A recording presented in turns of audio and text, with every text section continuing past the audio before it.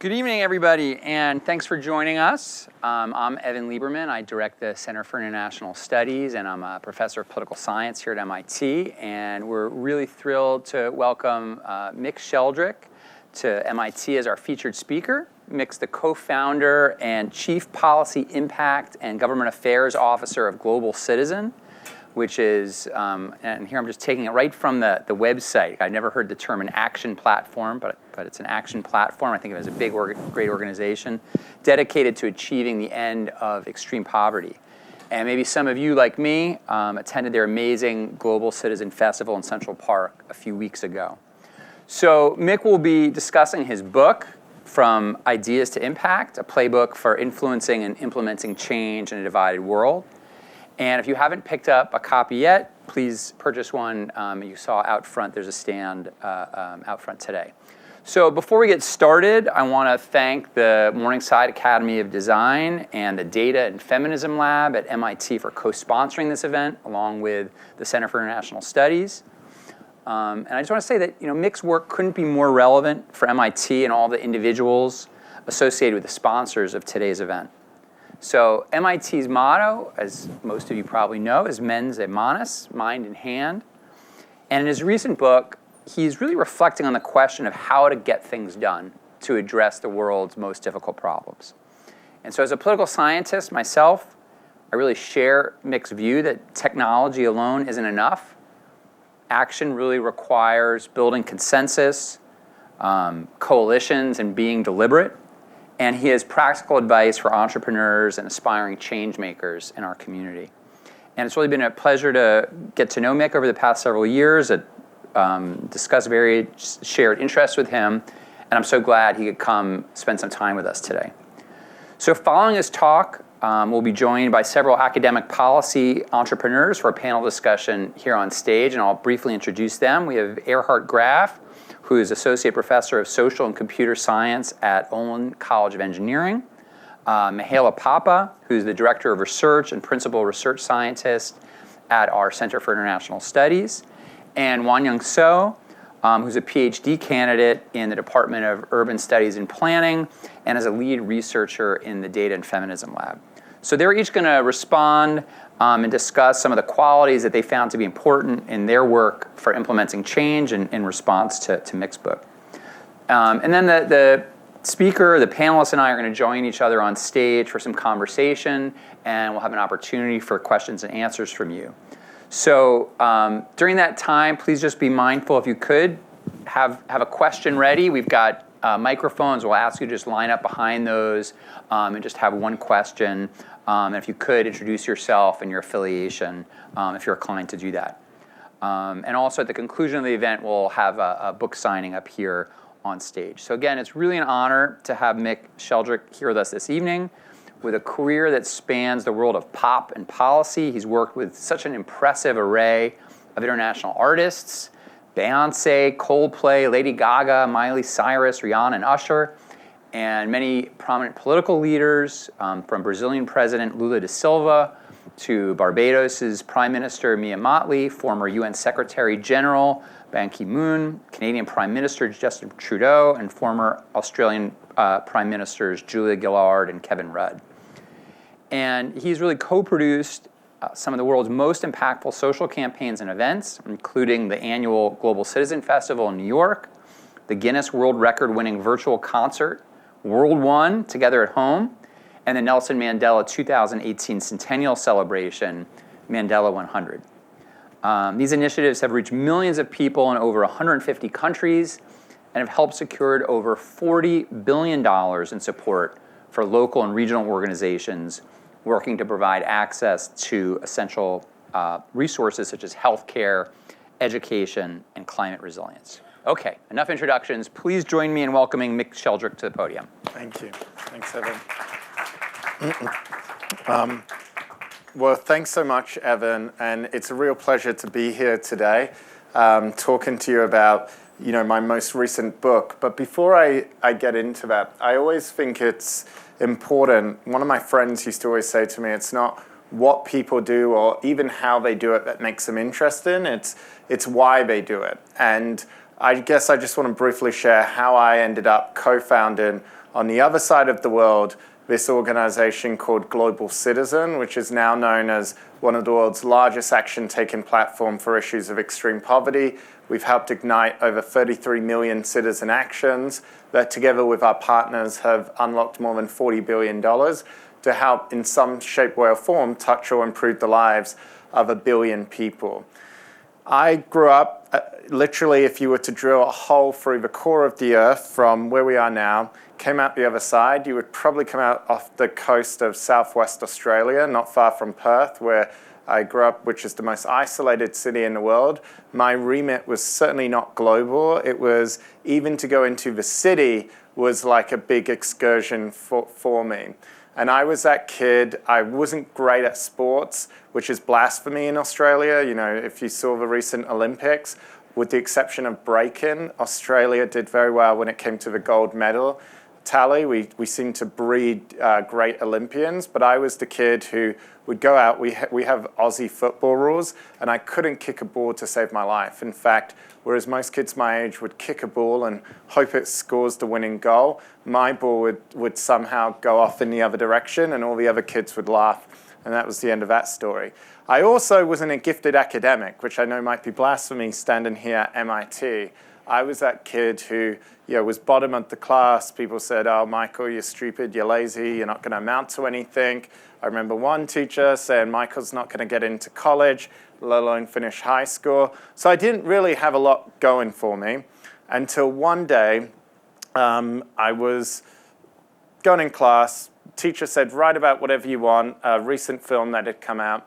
So the movie Gladiator with Russell Crowe had just come out. So I poured my heart and soul into it. I thought, okay, I love Roman gladiators, wrote this essay, didn't think anything of it, got home from school, and I still remember my mum had this confused look on her face.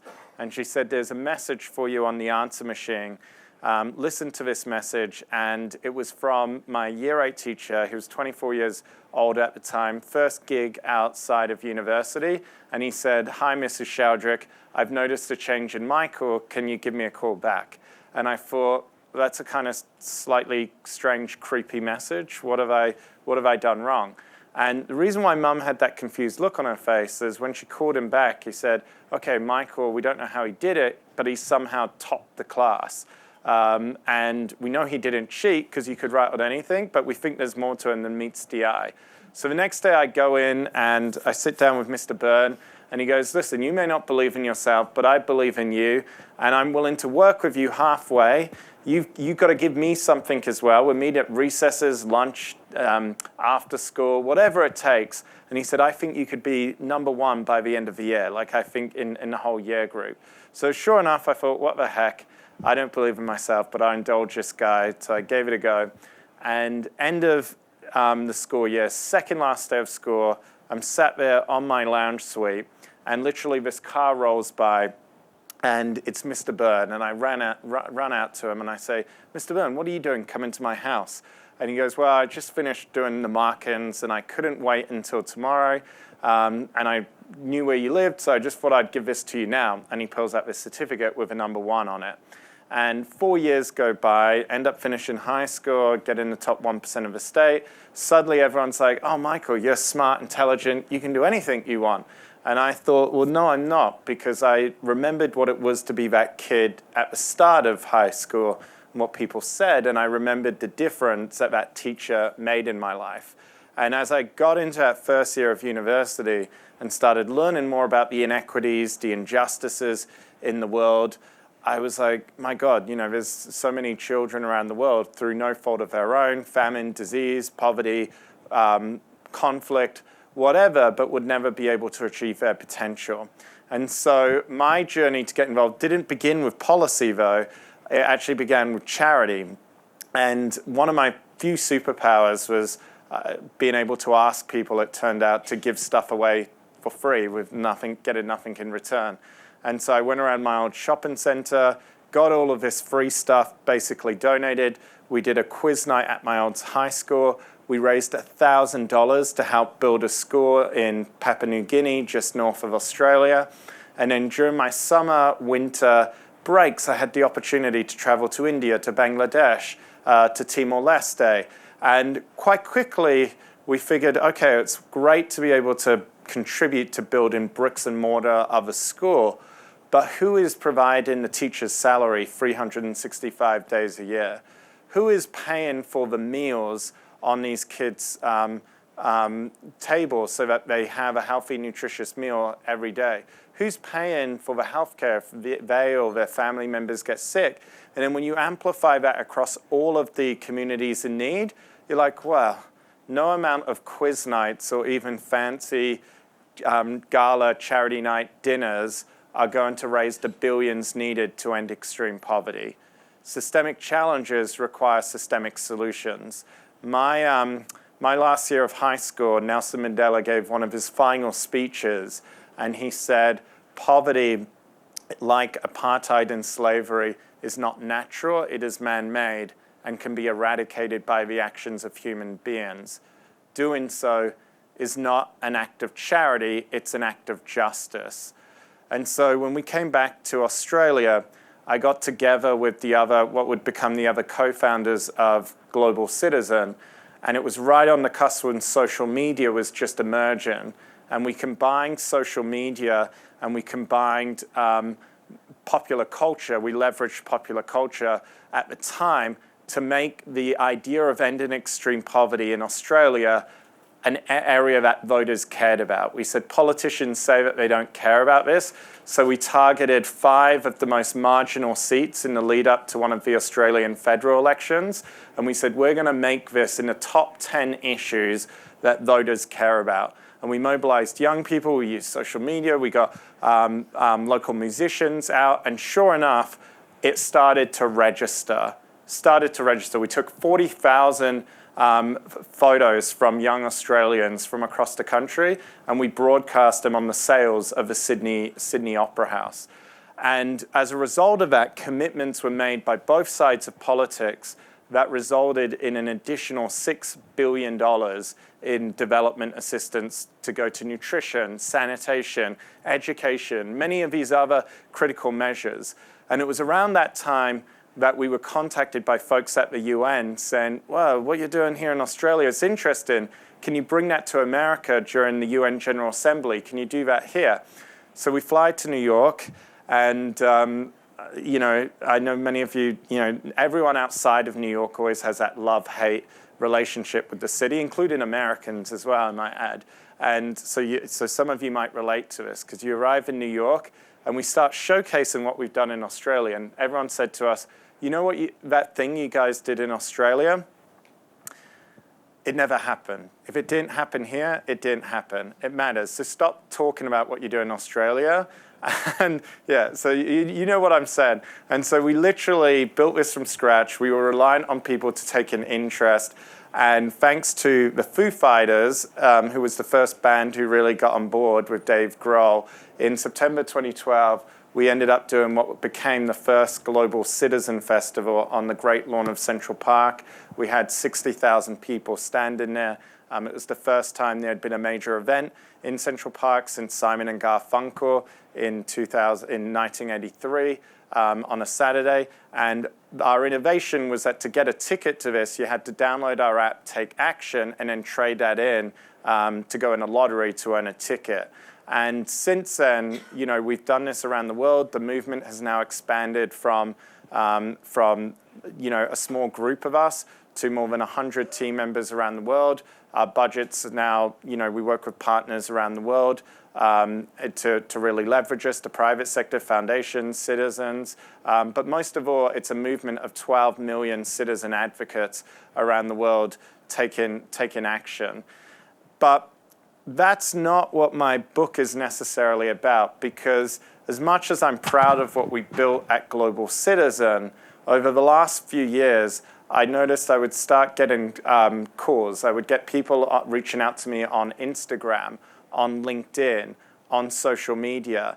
And all of these calls that people were asking of me is, what you're doing with Global Citizen and Extreme Poverty, how do I take what you're doing, that model, and how do I bring that to my local issues in my school, in my community, in my university? And I'll be honest, at first, I wasn't sure how to answer this question, because the first point, and you don't need me to tell you this, is according to all the polls, we live in a world in despair in which large amounts of people don't believe their actions can make a difference. So I thought, is it naive to try and give people a pathway in which actions can be done, in which we can make impact? The second thing is I was thinking to myself, well, how do I make this relatable to people?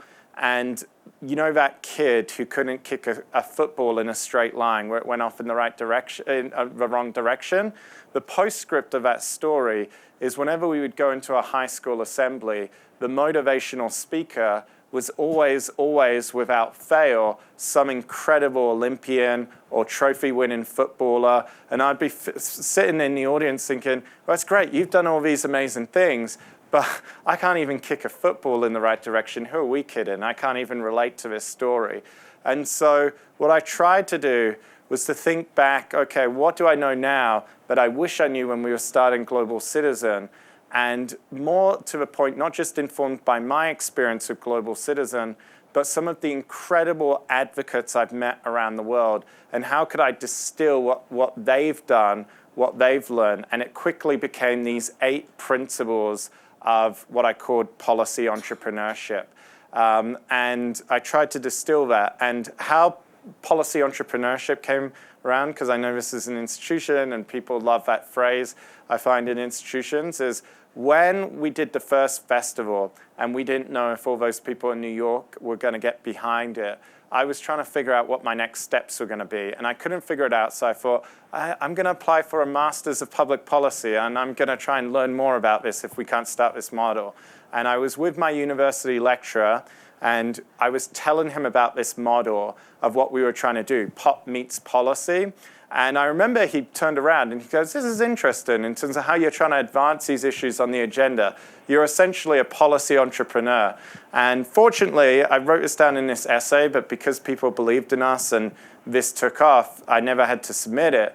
But I never forgot that label of policy entrepreneurship. So I just say that because I know there's some professors here, and I pay tribute to all professors in the room who say that, because you never know where those ideas are going to leave people. And I know we've got a fantastic discussion, but I just want to share 3 brief stories, and I've written more about them in the book, of some of the advocates who I think really epitomize policy entrepreneurship. The first one, which I'm going to start with, is this woman here, Prime Minister Mottley, the Prime Minister of Barbados. She is the leader of a nation which is 300,000 people, right? Now, you might say she's a prime minister, so that gives her some cred. On the one hand, that's true. On the other hand, Barbados has the same economy. To find an American city comparable, you would have to go 360 cities down, all the way to Gettysburg, Pennsylvania, to find a city with the same size as Barbados economically. So what she will tell you is when she goes to Washington or Congress, she knows she's walking in with the same clout as the mayor of Gettysburg, Pennsylvania. And she will tell you about how she's gone to Washington, she's gone to the World Bank, and she will say, I have to stand on the outsides like a protester to get my voice heard, to get it across.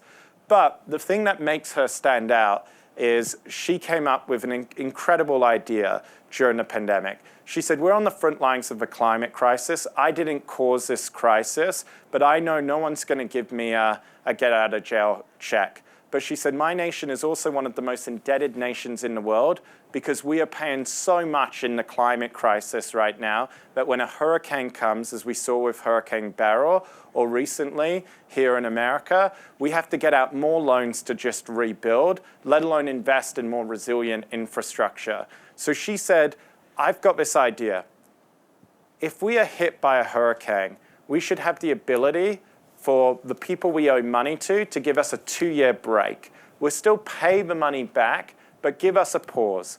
Give us a break so we can recover and we can bounce back on our feet.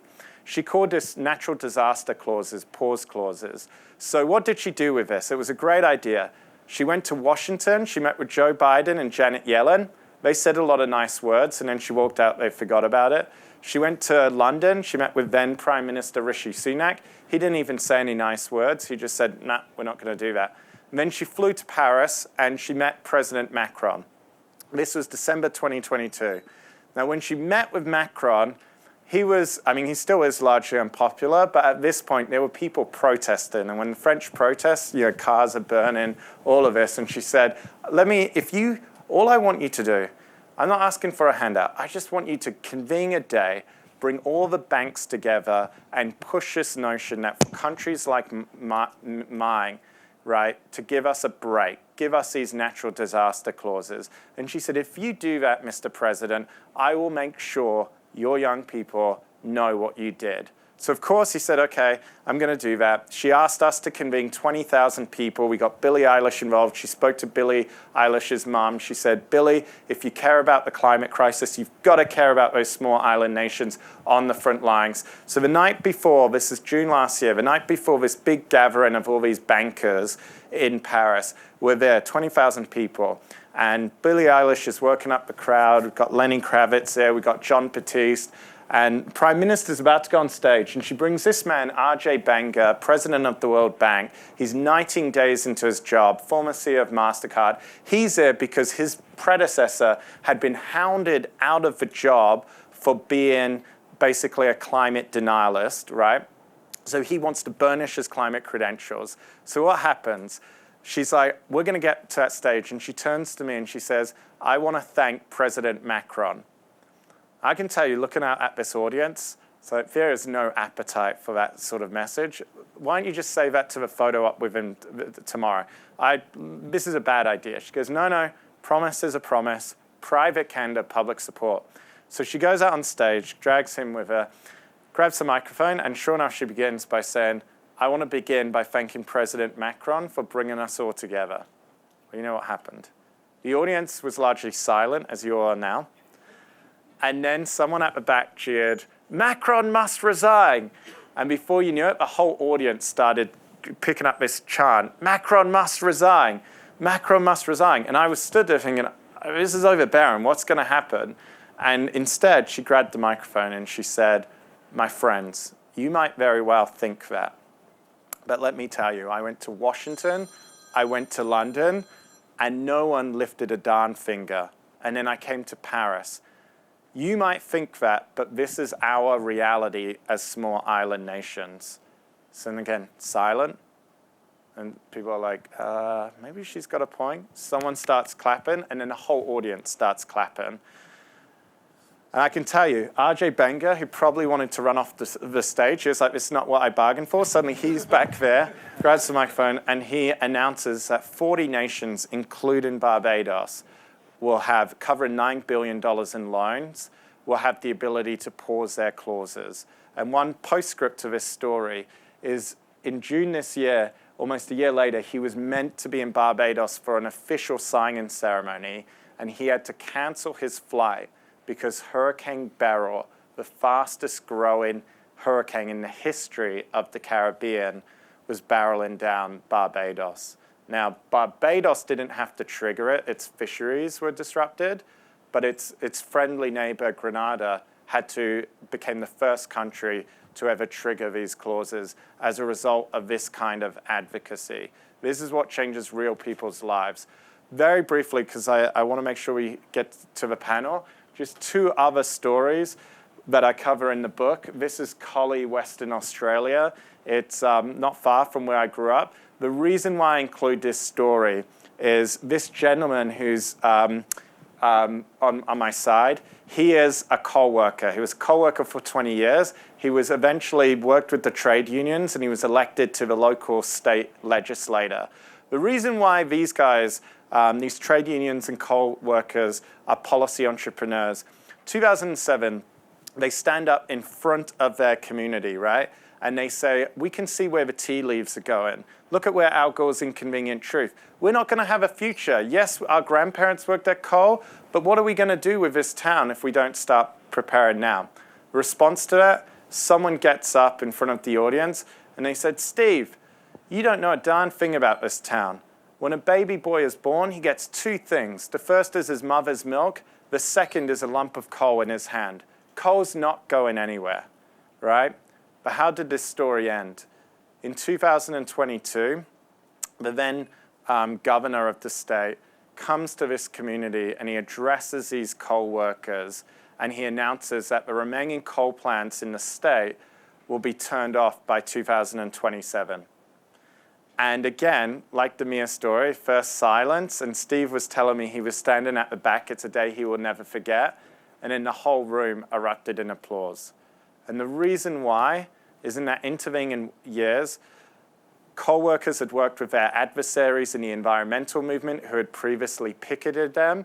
They had put together a plan. They had brought the largest battery construction project in the history of the Southern Hemisphere to this community to construct 500 jobs.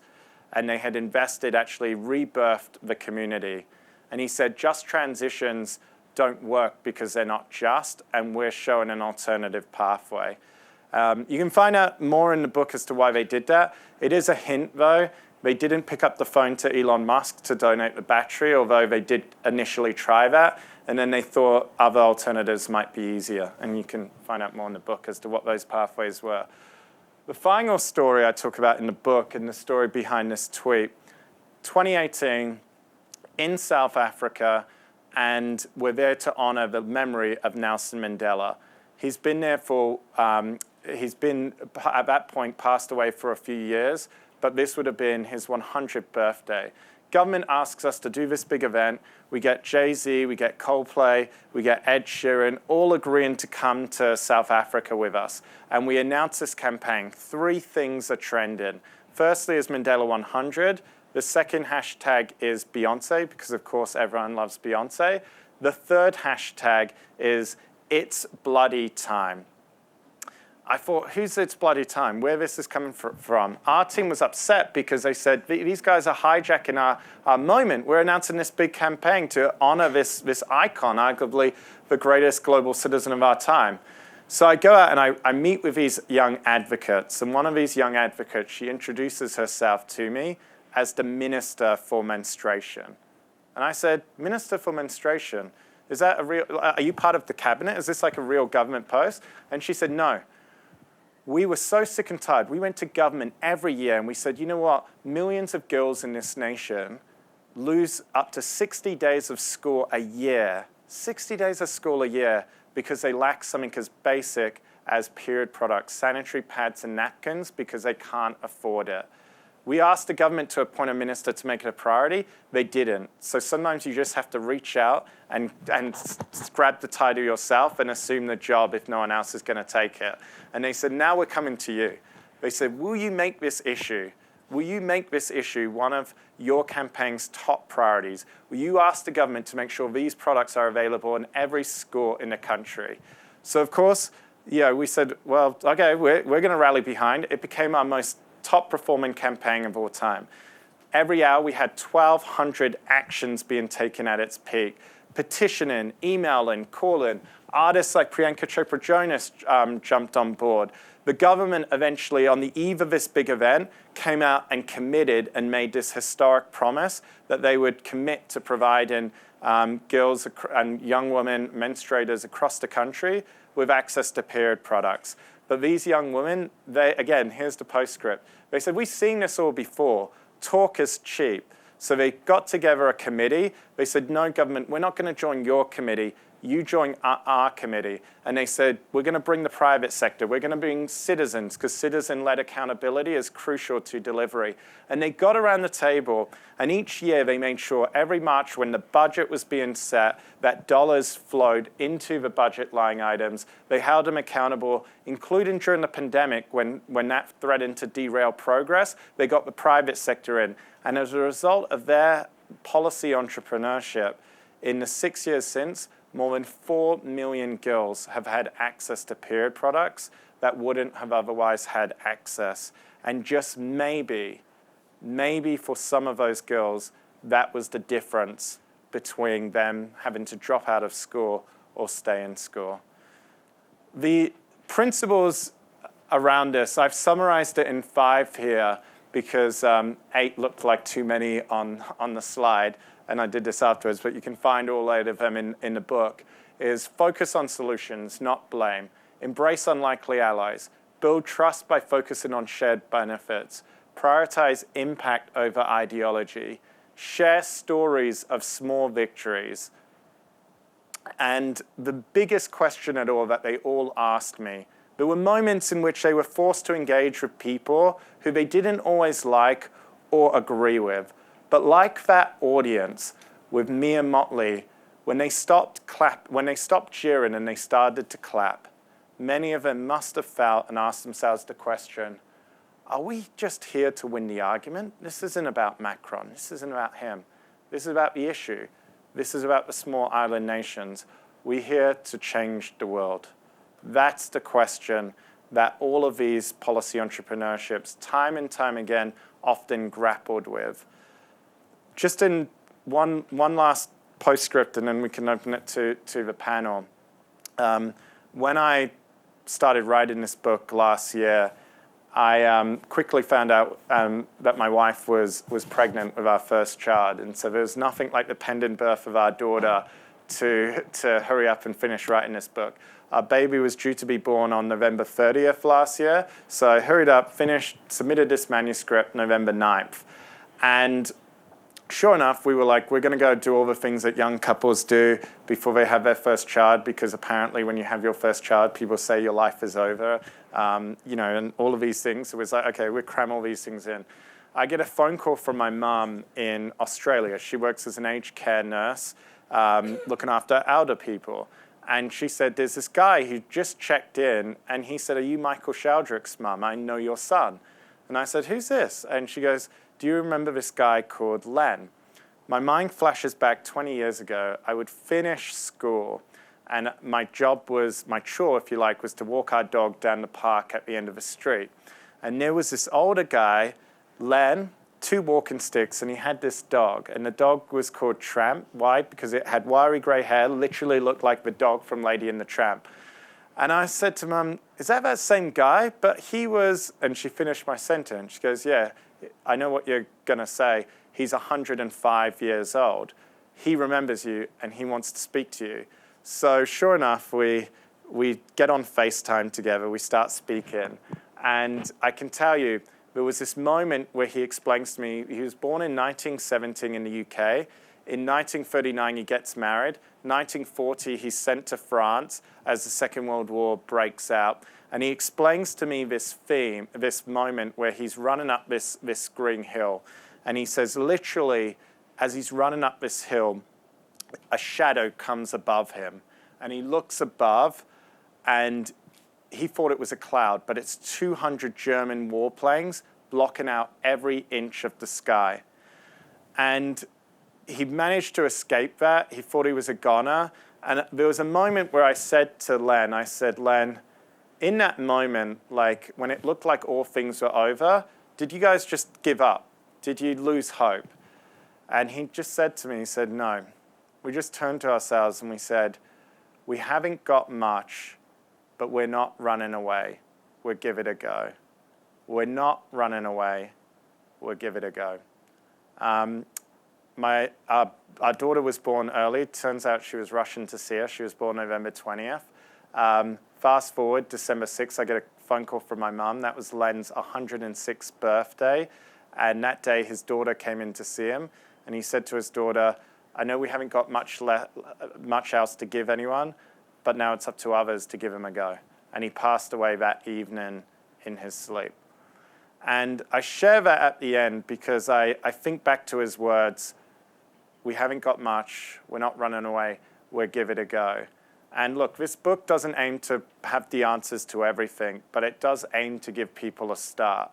And I genuinely believe if we can get more people on this road to see the impact of their actions, that's one of the best ways to instill a motivation, a bias for action in others. Because as Eleanor Roosevelt once said, the way to begin is to begin.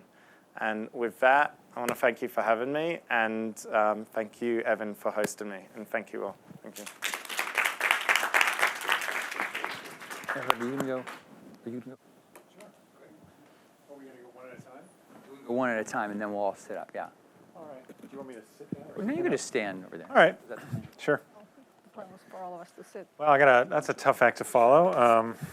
And in my my contributions to change making, I think, will be on a much more modest scale. But I think it's important for me to, as I've been asked by Evan, is to reflect a little bit on what are the relationships between kind of what Mick was talking about here about policy entrepreneurship and the types of things that I've been doing in my own work. So I'm a professor at Olin College of Engineering, which is a small engineering school right outside of Boston, I'll also say that I'm also an elected official in my small town of Needham. I'm the chair of the Board of Trustees of the library and a town meeting member. But I don't identify as a policymaker, and I've never identified as a policy entrepreneur. Instead, I design and build technology. And I do that largely with my undergraduate students at Olin, all of whom are learning to become some flavor of engineer. Now, I've been deeply involved in public interest technology, the university network, as well as the public interest technology movement here, largely in the United States. And what working on technologies for civic and political engagement and tools that address social injustices has taught me is that the line between technology and policy is actually very, very thin. So let me give you an example. So during the past 5 years, I've been partnering with public defenders and abolitionist organizers here in the Massachusetts to build tools that illustrate patterns of racial profiling in police stops in our state. As my students and I investigated different opportunities for how to use software and statistical analyses to address this issue, we learned a tremendous amount about the criminal legal system and the many limits to reforming it through purely clever technology. To be effective required that we co-design our approach very carefully and follow the lead of our partners on how to even define the problem that we are trying to address. Problem definition is the most crucial part of the technology design process. If you get the problem wrong or you aren't in agreement with your stakeholders about how to define it and what success might look like, you are never going to build something useful or something that is sustainable. And so I find this very close to what Mick talks about in his book, in the 8 Steps for Policy Entrepreneurship, when he says you must know your policy goal before you can really put your campaign in motion. And you must understand that landscape of stakeholders around it. So my students and I ended up building a very different tool than we thought we would build because of that process. And that process took in actual many years of learning and iteration with those partners in order to achieve that. I would say before this book and this panel, I wouldn't have said that I was doing anything connected to policy entrepreneurship, but I can see that I am in the ways that we are pursuing those forms of technology in order to make change. The other thing I'll say is that I'm in the business of educating future leaders, as many of us who are professors in the room are. Almost universally, I find that engineering students want to make a positive impact on the world. That's why they chose such a career path that allows them to try to solve hard problems. I'm sure that's true at MIT. I'm an alum of MIT, and I certainly recognize that in lots of the students who apply here. One of the most important things I can teach my students is humility. That there is no techno-solutionist or easy route to making change on the things that they care about, whether that's climate change, racial injustice, gender equity. In a course I teach to first years called Democracy in Media, I teach them why democracy is precious and why it takes, and what it really takes to solve problems in very democratic ways. And how engineers can be civic-minded facilitators of problem solving, leveraging the strength of partners with different skills and experience, and learning how to tell the story of why they are called to action in order to inspire others to join their efforts. Because systemic challenges, like the ones we've been talking about this evening, really require us to work together. So those are my reflections for now.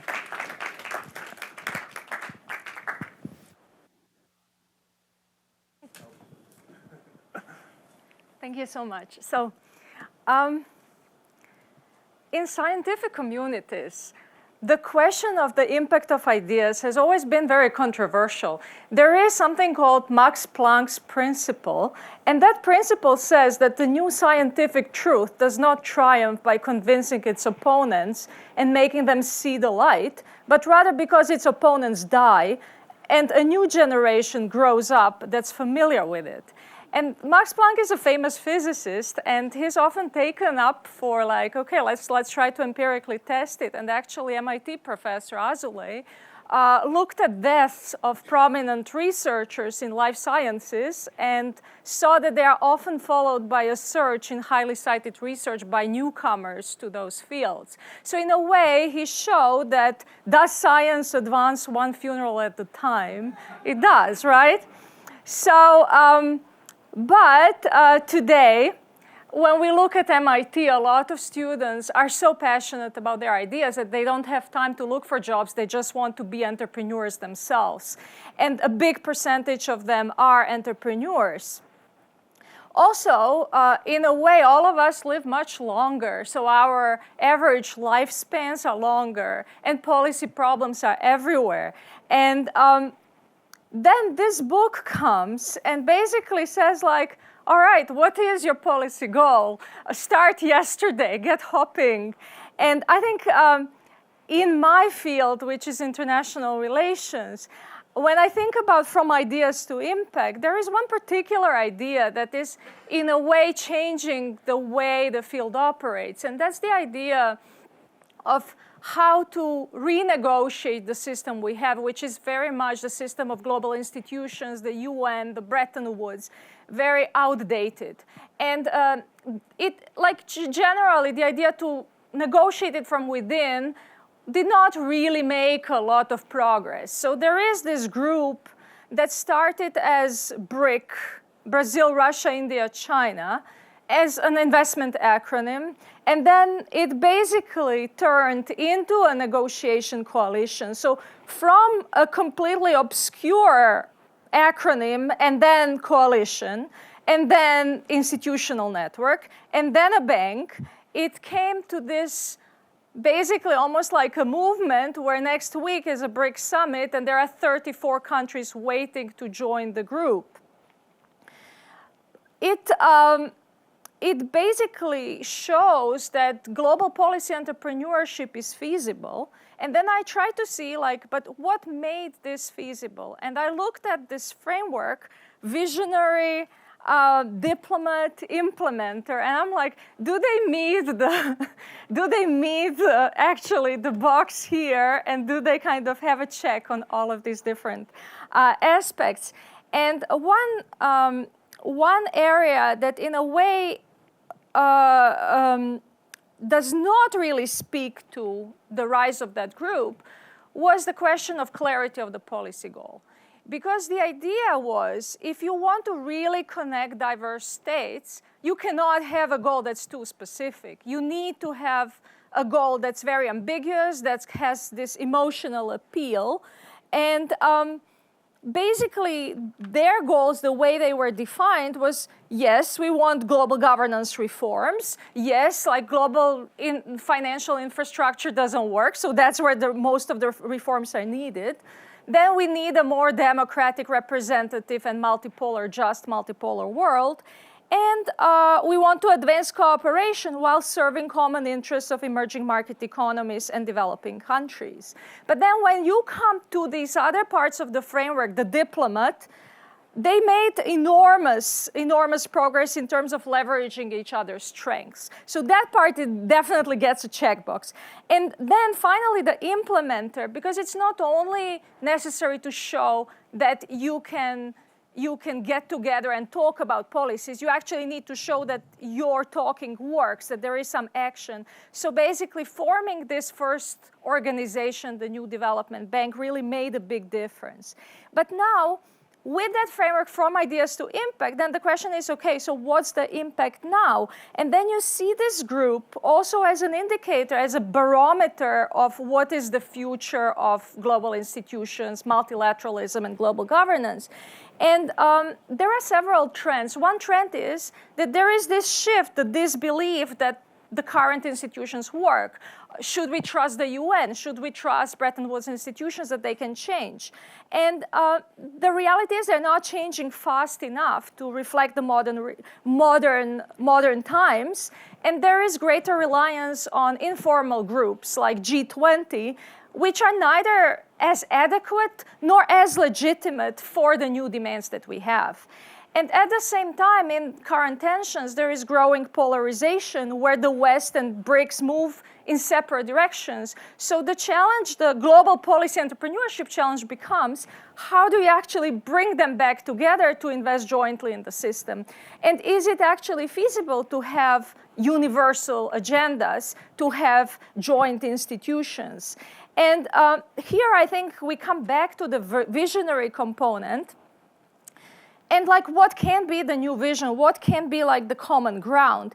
And maybe it is the third time's the charm for Sustainable Development Agenda. The first time, 1992, it was like, all right, we need it, we define it, we need it. Then it was the SDGs. We, again, and they were mentioned here, again, like very weak implementation. So maybe now it's time to mobilize again for a reset of relations.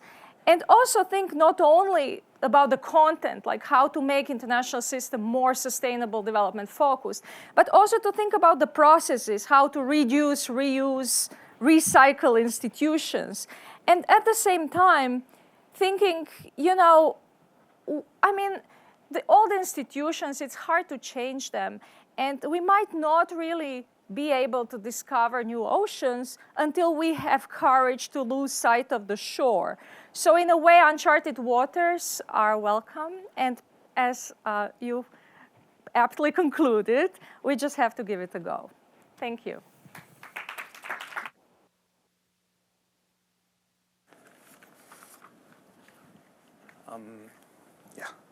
So hi everyone. So my name is Won Young, and I'm a PhD candidate at the Department of Urban Studies and Planning at MIT, and I study housing technology, which is kind of as a main kind of mechanisms of exacerbating housing inequality in the U.S. And so I study a lot of different technologies, including in the rental housing, the tenant screening algorithms, which I will talk more about later, and the eviction data, and the criminal, and also the automated valuation algorithms for property valuations, and also the mortgage lending algorithms. So I want to share one of my ongoing projects with you today, which is the tenant screening algorithms. But still, since it's still in progress, so I'm more interested in gathering the feedbacks and ideas. So what I'm focusing on is a kind of algorithmic tenant screening process. So the tenant screening services collect the data from the credit histories and credit scores from the credit bureaus, and then the eviction data from the third-party data brokers, and then also criminal record from the same data brokers, and use this information to model algorithms and then inform landlord to who to rent to. So my research and advocacy looks at different dimensions of the tenant screening services, including the how housing providers interpret the tenant screening report, as well as the how severe information asymmetry between landlord and tenants. And my research is with the larger collective of the coalition advocacy effort consisting of the nonprofit and community-based organizations, and then also the legal aids, and then academic researchers.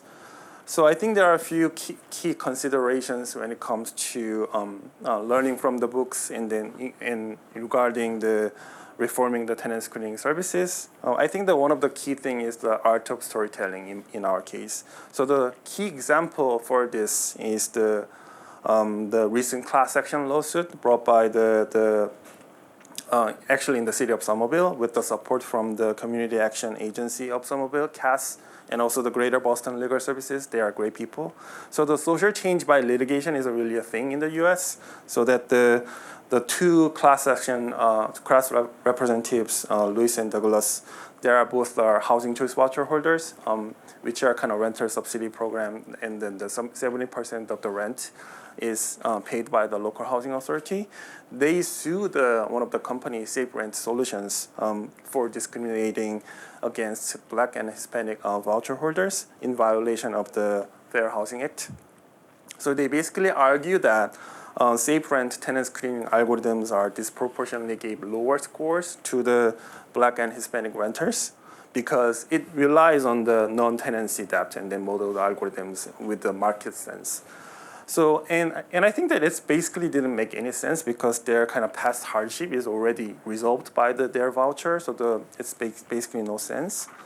So that as a result, the federal judge in the state of Massachusetts denied the safe rent, the motion to dismiss, and then said tenant screening services can be actually held liable under the Fair Housing Act, even though they are not actually the direct housing providers. So I think that the key to this success of this lawsuit is on the combination of the personal histories brought by the class representatives and as well as the legal advocates, the skills to actually bring in the data for framing the argument using the Fair Housing Act disparate impact standard, which is the focus is more on the discriminatory impact rather than the discriminatory intent. So as a researcher, one of the personal takeaway for this case is how powerful of the bringing two different aspects of the data, like the qualitative data and the quantitative data into their research. So I know that some scholars are already kind of bringing this quantitative causal inference language to show population differences, and then also with the qualitative evidence that illustrate the real world impact. I think there's a lot to learn because these kind of stories are actually really answerable for policymakers to apply their policies with the evidence of both from the narratives and the numbers. And I actually have the questions about the pragmatism and the idealism, which in this book has a lot to cover. So, for instance, I submitted a comment to the FTC and CPB, which are two main regulators of the tenant screening services, with the colleagues at MIT, that we argue for the federal moratorium on tenant screening services because we really don't know the exact amount of harms, and then it should be thoroughly tested for the fair housing compliances. So this might be kind of considered as what this book called naive audacity. Because the issue is a little bit complicated than we think, because the core issue is of the tenant screening services, they rely on the past data that reflect the accumulated injustices in the U.S., including the housing discrimination, and that leads to the racial wealth gap, and then also the mass incarceration cases in the U.S. that reflect all this kind of past data reflecting the tenant screening services that shows the historical bias. So recently, the HUD published the report that shows the similar liability as the case that I mentioned, but I think it's a little bit far from far from the federal moratorium, which is more kind of radical idea kind of policy. So my central question is how do we maintain idealism while working toward pragmatic solutions? So I personally consider myself as more of the idealist. So I sometimes feel really disempowered by practical compromises that fall short of what's truly needed. So if we really need to kind of embrace that the incremental changes is a thing, then we need to embrace that. Then as policymakers, how can we actually develop a structure that moves from the practical incremental solutions toward more ideal outcomes? That's my questions. So I think the urban planners grapple a lot with these issues that the incremental changes are often a good thing, but I really want to see more kind of connections between pragmatism and idealism to ensure that we will eventually to the idea and not to lose hope. That's my main question for this book. So thank you. All right, can we?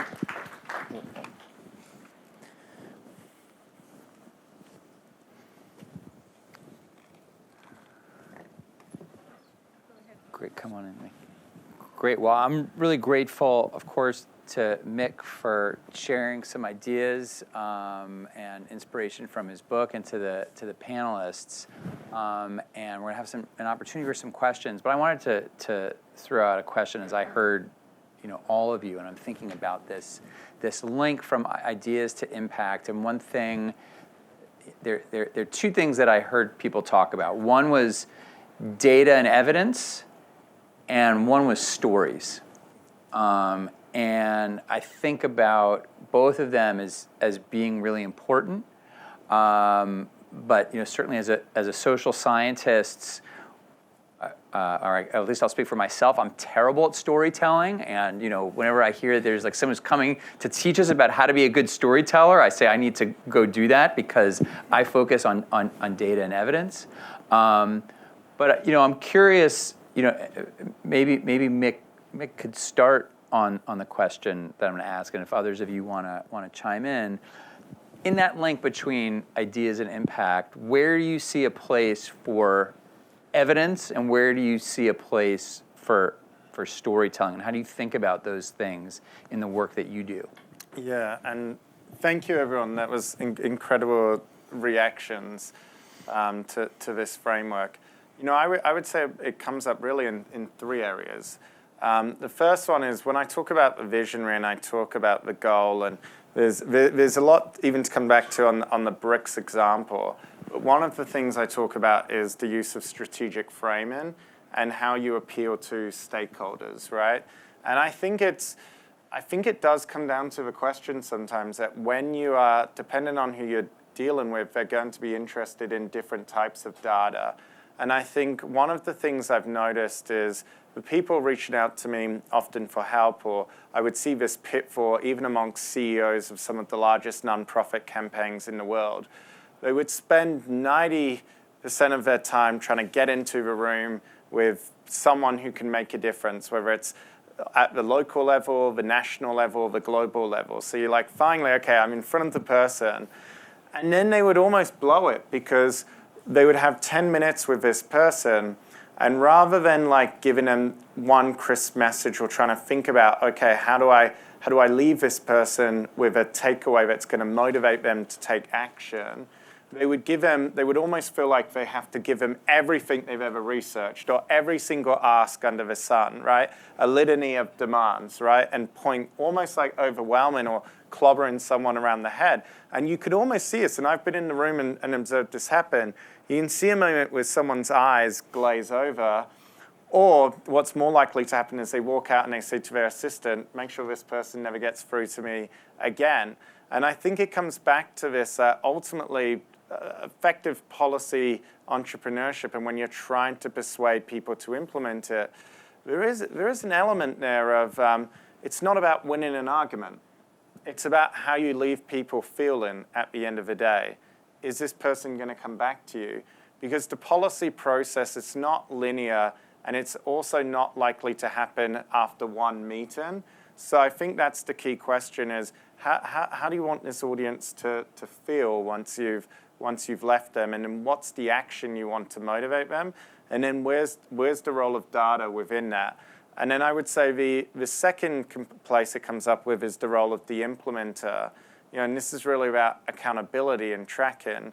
One of the things with Global Citizen, the reason why we built an organization around this, we weren't the first to do benefit concerts, but we're tracking. You get up, you have these lofty commitments, but using Salesforce and PricewaterhouseCoopers helped us develop this framework on a pro bono basis to actually track the delivery of something like $60 billion worth of commitments. And so you can pull up any commitment and we can tell you where that is. And that's where the role of good data comes in, is around the role of accountability. So there's other ways, but there are two areas that come to mind. Great. Erha, I saw you nod your head, Yeah. so I'm going to take that as interest in responding. Sure, I have some thoughts on this. I've been in the space of social entrepreneurship. I've been in the space of technology entrepreneurship, and I'd say that one way that both of those groups of folks often fail is that they assume that the solutions they're proposing are self-evident.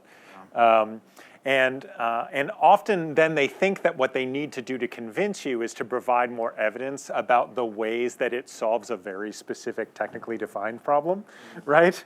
As opposed to having told that story for the folks that are in the room to understand how they see themselves in that overall struggle and the ways that they can kind of get beyond it altogether. And so this is something that, we have to work through with any engineering student that I work with is that assumption that the right solution is self-evident.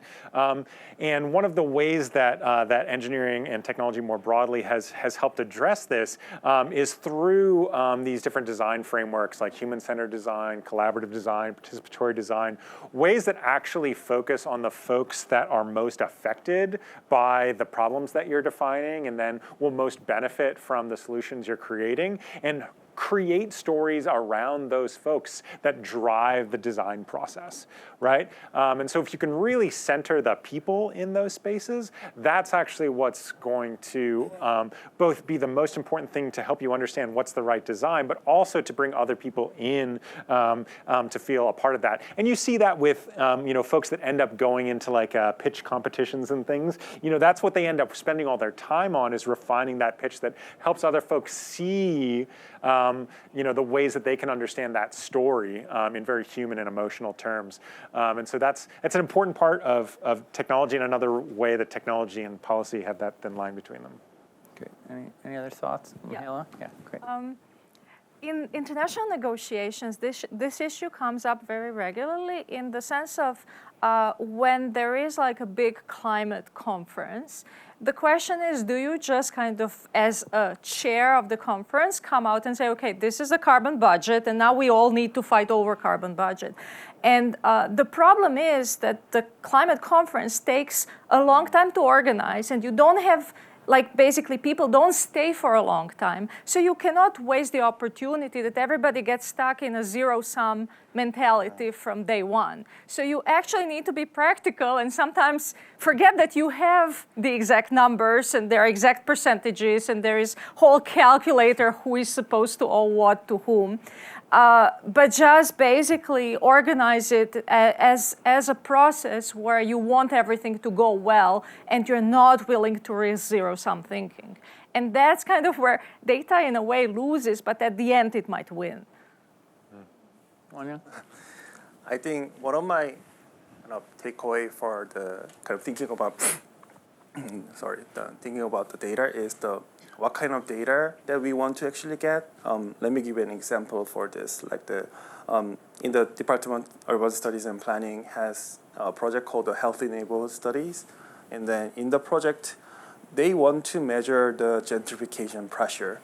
But then it's really hard to measure this kind of concept because, it's really temporal thing. And then, there are kind of gentrification pressure was coming up. Then the people who are outside of the community brings up kind of the increase of the income and then after. So it's a really difficult thing to actually measure. And then what this health neighborhood study is done is the kind of thinking about the sense of ownership from the neighborhoods. Then they ask depending on the development pressures of the neighborhood, please give a score of how you feel as a sense of ownership is different from the 5 years ago from now. So then this kind of measurement question is really interesting because depending on what kind of data that we want to have from the community or from the development pressure, it really has different outcomes. So then we, in having this kind of different types of data, then we have a different action. So the data often kind of understood as a kind of fixed thing, and then we can actually collect anything from it. But what kind of data is really a question from this kind of process of the policy change. Great. So first of all, I want to invite anyone who wants to ask questions to line up behind the microphones, and I'll call on you as people come. But while I'm waiting for people to as they say, you've got a 1-year-old, you'll learn to take a brave bite. Take the brave bite to ask a question. I'm going to ask a question about messengers because it's an interesting one for me here at MIT, where a lot of the biggest problems, like around climate change, I think quite understandably, the world's leading climate scientists feel like we should be the one to tell people you've got to do this because the problem is so big and we need to change people's minds. But as it turns out, like Global Citizen has zeroed in on, well, maybe we want some of the world's most popular performers who don't necessarily understand the physics or understand, all the science to change people's attitudes in policy. And yeah, I mean, I'm kind of curious. I mean, there's some tension there, and I think it can be frustrating for some, but we also live in a world in which we need to be pragmatic about change. And so I'm wondering how you balance that out in thinking about who are the right messengers for change on big policy questions. That's good. And did you want to ask your question too, and then we can all Afterwards. I'm listening to the... All right. Look, I think it's a good question, and I think at Global Citizen, our point originally was, okay, if we want to affect policy and if we want to affect policymakers, how do we ultimately engage people, and what is the role of culture to do that? And so in that point, it was using the biggest musicians in Australia. And look, I've seen this also work at a Coldplay concert. I was listening to Coldplay on the way in. Coldplay have developed, most people won't know that the world needs to halve their emissions collectively by 2030, right? And yet you go to a Coldplay concert, what happened? In 2019, Chris Martin was doing an interview. In that interview, it was with the BBC, his manager was sat there.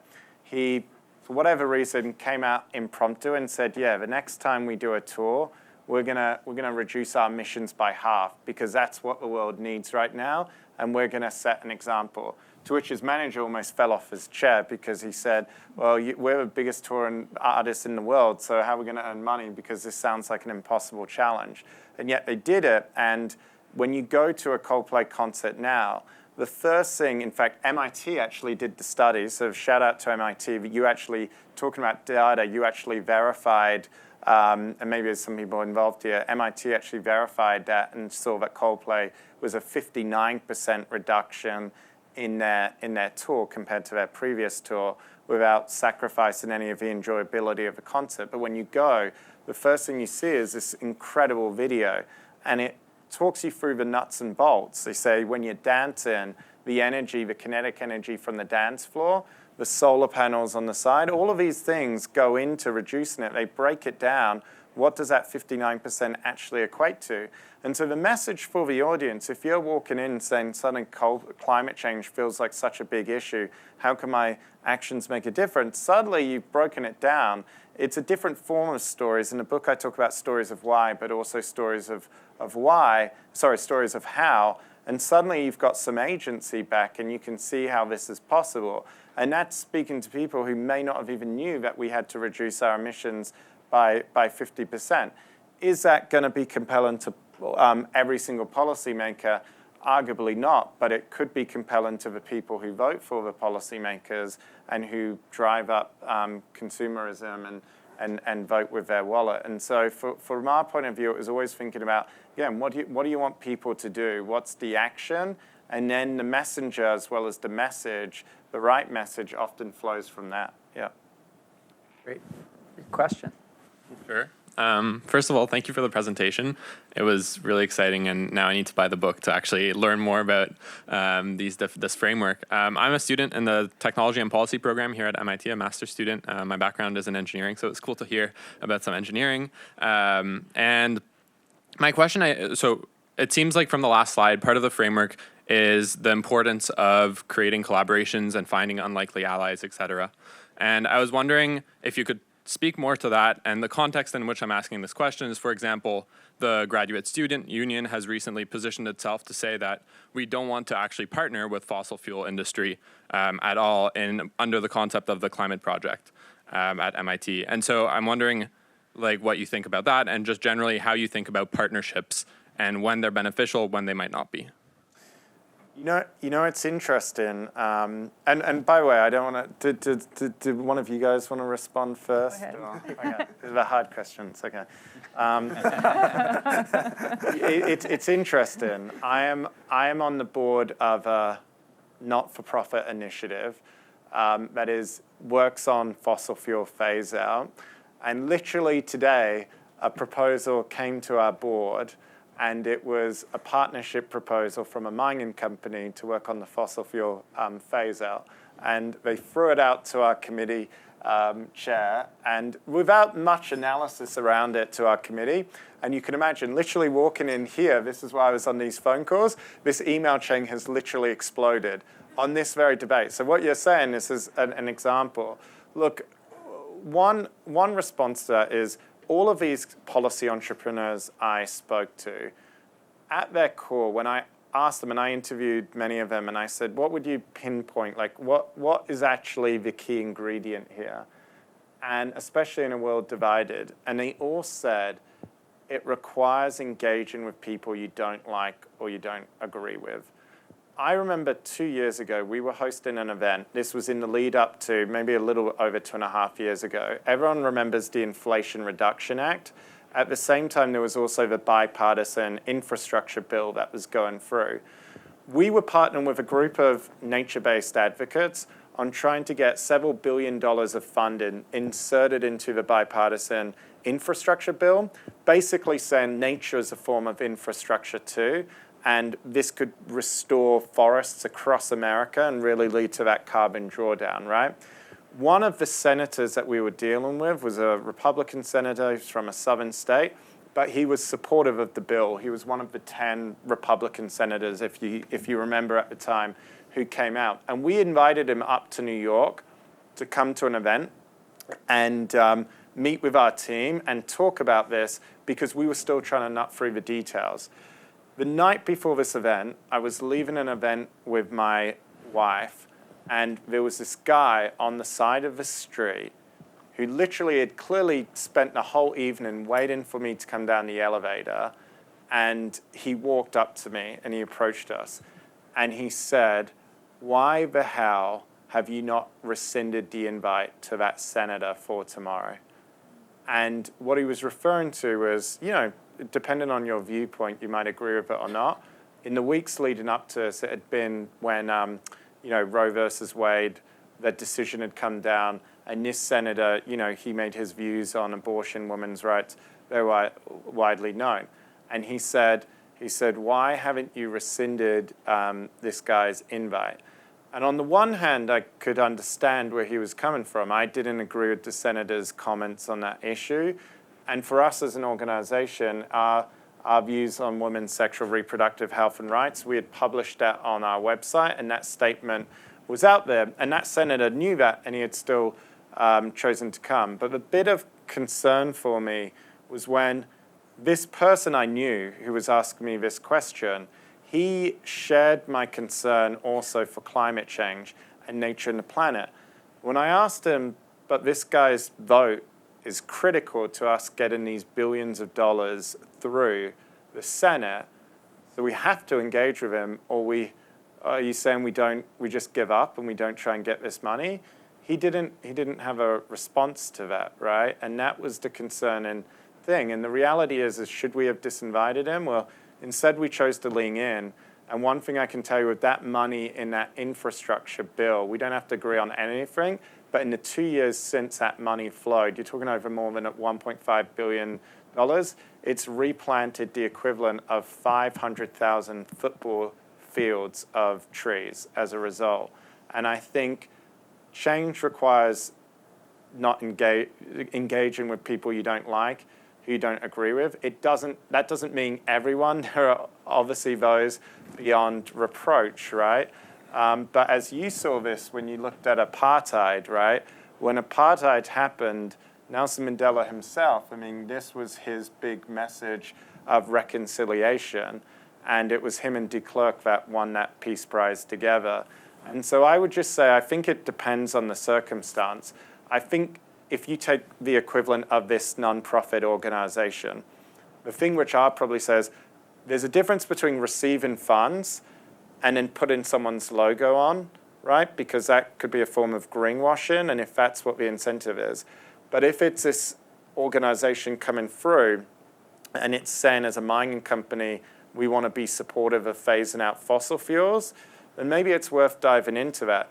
Because at the end of the day, anyone will tell you that to transition to clean energy, it's going to probably require some form of mining, right? when you look at lithium and all these batteries. And the question is, how can we do it in a sustainable way, a human rights, socially responsible way? So it requires some form of engagement. But I'm happy to share my details. And in the next few weeks, if it's helpful, you can contact me and I can let you know where that discussion ends and where we ended up. So yeah. Can I offer a story? Yeah, please. I'd like to offer a story that I'm inspired to tell by your question. So in the case that I was giving in my remarks, I was working with public defenders and I was working with abolitionist organizers in the Boston area. They were both interested in the problem of race-based policing, of the fact that there was massive racial inequality in terms of mass incarceration in this state as well as across the United States. But also a lot of the abolitionists that we spoke with and talked to didn't have a lot of nice things to say about public defenders. They really saw them as folks who didn't serve their community members well, who seemed to be able to be fine no matter what the outcome was because they were being paid by the state in the same way the police were being paid by the state. But one of the things that we worked through as a team was trying to understand, okay, what are the many ways that we could try and make a difference on this issue, right? We could be another group on the outside trying to just, design our way to telling stories about racial inequality in policing and creating compelling data visualizations, or we could build a tool with public defenders that they can work with to actually defend the folks that are being pulled over and being charged with things illegally because it's illegal to pull somebody over for their race in the United States. And so we ultimately chose that path because we saw that there were other folks working on these other avenues, and the one unique opportunity we had was this partnership with the public defenders to have a different avenue to making change, right? And so we could hold on to our principles, but we didn't need to be purists about that. We could say that the tent was big enough for all of us to try to make change in lots of different ways, and here's our opportunity. Great. Please. Hi, my name is Marion Cunningham. I'm with the Morningside Academy for Design. My question is actually a pretty brief one. Talk to me a little bit about time frame. It seems like you have done a lot of different things and been very impactful and been able to do it not in years or in decades or millennia. I mean, you're still here. But it seems important to be able to show an impact within a discernible period of time in order to keep people engaged. And that's true. That's a question for all of you, actually.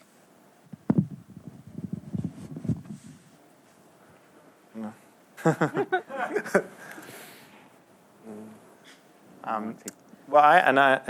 actually think your bricks example, feel free to elaborate on that, because I actually think that's an interesting example. I think often in all the examples I used, usually there's been a lead up, right? And people have been campaigning on this. But one of the critical things, and I talk about this in the book, is the concept of the Overton window, that moment when issues become socially, politically acceptable. And often a big part of policy entrepreneurship is how you're pushing things into that window. And it can take time. Like the period poverty activists in South Africa, part of the reason why they were cynical is in 2010, I think it was, so this was 2018, 8 years before that, the first time a president had actually spoken about menstruation period products was Jacob Zuma in his 2010 State of the Union address in South Africa. And they all thought at the time, great, he's labeling it, he's talking about it. Is this going to result in change? And so then that was 8 years. And then, of course, you had the commitment. And then it was 6 years before those 4 million girls, which has probably gone up. That was at the end of last year, so not including this year, had created that change. In Collie, the coal example, the exchange I mentioned that took place was in 2007. It wasn't until 2018 or 19 that the community actually came back to that trade union official and said, Steve, you're right. Actually, looking at the way things are going, coal isn't going to have a future because natural gas is so much more cheaper here. So even if you don't believe in climate change, we need to start thinking about this now. And so that was the Overton window, to which his response to that was, they came back to me like I was Nostradamus, and with all of this, having hounded him out the community. And even Mia Mottley's example, those clauses, when she was first elected in 2018, right, and she found she was servicing so much debt, she went to Wall Street and she said, if I basically renegotiate my loans with you, will you put this in? They laughed her out. Now, after that conference last year, not just the World Bank, but the UK Treasury, the US Treasury with their bonds, bilateral, they've all normalized it. So it was over time with these ideas. But what I would say is there's a difference between, when we talk about incrementalism, there's a difference between incrementalism, pursuing incremental goals, and pursuing incremental means, and celebrating those process wins. And people often conflate the two. An incremental goal, right, is something that you might say is not being ambitious, it might not be being bold, right?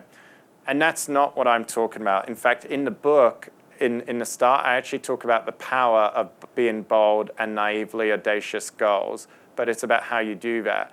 Incremental process wins, or incremental, like the means to actually achieve it, that's different. So if you take your example of the BRICS, an analogy that I'm currently working on is this idea of a treaty, fossil fuel non-proliferation treaty, right? This is modeled on the idea of the Landmines Convention that was set up in 1997, where the whole idea was to eventually ban the use of certain types of landmines. Eventually, it got to the stage where the US is the largest buyer of them and Italy is the largest manufacturer.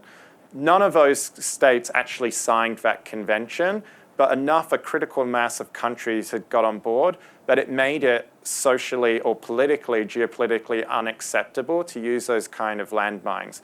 When the Non-Proliferation Treaty was set up by the government of Vanuatu and these governments of Pacific and the Caribbean approached us 3 years ago to get on board and get countries to endorse this, we didn't expect overnight the US, Saudi Arabia, these countries to come on board and sign on, or any fossil fuel producing nation for that matter. But what we decided to do is we broke down the incrementalism was in the means. We said, okay, we're going to first get this group of countries. We're going to set with those countries who are on the front lines. And then from there, we're going to build it up. So eventually it becomes a chorus. And so last year, we did that for several years. We got these Pacific nations, we got these Caribbean nations on board. And then last year at the COP, the climate talks in Dubai, we got the very first fossil fuel producing nation, Colombia, which, by the way, generates about 30-40% of its revenues from its oil, so it's not insubstantial, to endorse that treaty. And then since then, other fossil fuel producing states have been like, well, maybe it's helpful to have some kind of orderly, equitable phase out. And so that treaty, it will take time, and it may never actually become a formal UN treaty, but it's part of this process to drive the phase out around fossil fuels. So I hope that helps you, because often when I talk like with the clauses, with the period products, the things which we're celebrating are those incremental wins as part of the broader, boldly, naively, audacious goal, and it's important not to lose sight. I mean, we're an organization whose mission is a world without extreme poverty, so that's a big goal, but you break it down because people need that. Otherwise, in the absence of that, if you're just raising awareness around the problem, the data shows this, you're gonna lead people to burnout, disillusionment, and despair, not agency. Do any of the panelists have anything they want to add or any last questions for Mick? I think I was called out on bricks, so Good. That's just the analogy. So I think, but the analogy is right. I think, that there is this Albert Hirschman's exit voice loyalty. And in a way, you are trying to use voice as a negotiation strategy when you're dissatisfied. And then if it doesn't work, it may work or it may not work, but then if you have a threat of exit, that really speeds up the process of negotiation, because if you have an alternative, then you have more leverage to negotiate what you want to negotiate in the primary institution where you're negotiating. And I think that is ultimately the BRICS story, where basically these countries wanted to renegotiate the system, trying to work within the system, but that wasn't fast enough and that wasn't friendly enough. And then they started building their own non-Western institutions. And now they have these institutions and say like, okay, if we don't figure out something in IMF, in World Bank, like we'll just take off. And that is like a realistic threat. And of course, then your negotiation situation changes completely. I think in climate terms, there is also this loss and damage mechanism that nobody, I've been doing climate negotiations, teaching that like all my life, nobody believed that would pass. And then somehow overnight we got like a climate loss and damage fund. And of course, it doesn't have enough money, but it's there. But like nobody believed it would be there from all the experts I know. So sometimes you have all these surprises that basically fester for long periods. And then there is an opening where policy innovation happens, and that becomes very beautiful. And of course, that was added by an oil exporting country, by the head of a major oil, state company, and it's just, it's a reminder. I mean, it's hard, right? I think we live in this time where there's a desire for ideological purity, and you often use the word in various ways, woke, in the book, either for criticizing those who are woke and those who are not doing anything because they don't want to be on a woke agenda. And I think you're saying, wait, I think you put it in quotes, I think appropriately, because that term obfuscates more than clarifies. But we need a reminder that to get things done, there's got to be a degree of pragmatism. Being puritanical from any perspective ends up not being that helpful. But I will say this, and if there's no other questions, and a bit of a tribute piece on that loss and damage, because the policy entrepreneurs, the people who push that together, and this relates to the question. I was at the COP26 climate talks in Glasgow, and I met this negotiator from the government of Bangladesh. He wasn't formally part of the government of Bangladesh, but he was accredited as a civil society rep to their delegation. And first time I heard this guy, his name was Salim El-Haq. There was a BBC news crew here, and they were asking advocates about what they thought of the negotiations going on. And I remember he said to the camera, all I heard the first time was he says, I'll tell you how the negotiations are going. This is Bill, enough said. He said, this is BS. And he said that on the BBC. And I said, what's this guy's deal? Like, what's he talking about? And he had been pushing the loss and damage idea for 30 years. And he had been to every single one of these COPs. This was my first COP. And at first I thought, is this guy just like, yes, it's one thing to be angry, is he effective? But I watched this guy, and I watched with the reverence with which he was held by all the delegations, how he was able to go to the UK delegation, the Chinese delegation, all of this, with this loss and damage profile. And he made it very clear what he was pushing, but the way in which he was working across the delegations, so much so that after that, even though he was very publicly critical of the UK government, they afterwards awarded him a knighthood for his loss and damage. That was one thing Boris Johnson actually did that was maybe a good thing, and not to get political, but I think on this we can all agree. And just in 2022, they decided to create a fund, and last year, going into that COP in Dubai, it all went round on social media just before he was boarding a plane. I mean, this guy had been at it. He was in his 70s. He passed away. And literally 3 days later, that loss and damage fund received its first ever fund of $700 million. And so I think back on him and his story, and also South Africa. You know, it takes people in different areas to respond to ideas. He was someone pushing it. This past weekend, I got these messages with the period poverty activists in South Africa. I'm on a WhatsApp group with them, and my WhatsApp group started lighting up on a Saturday night, and they were forwarding me this image of a finance minister, a former finance minister, governor of South Africa, and you might be like, why are period poverty activists upset? Because this guy had just passed away at the age of 65, and they were all upset, and you might be like, well, what's that mean to them? And it's because in 2018, when they were pushing that campaign and we were doing all those actions, most of those politicians were like, this is a trivial issue. And that finance minister sent one of them, indeed the Minister of Menstruation, on social media, a direct message saying, I've heard all of your campaign, I've heard your actions, what do you actually want me to do? And she said, I want you to remove period products as a luxury item, and he did that. And the way she put this in this WhatsApp message on Saturday, this was her tribute, is he said, he sent me that direct message, and he changed my life forever because he responded to it. And so I just thought, because you mentioned the loss and damage, and your question is the tribute to the policy entrepreneurs out there, many of them often beneath the radar because they're not front and center, they're not on the headlines because they're having these conversations, but many of them are passing forward the baton every day and don't necessarily see the fruits of their labor, but it does change people's lives. Yeah. Thanks, that's terrific. Well, unfortunately, I'm going to close things out because we're at overtime. I want to highlight that we have some snacks and we have books for sale. Mick's going to hang around. I'm sure he'll take your questions and sign your books if that's something you want.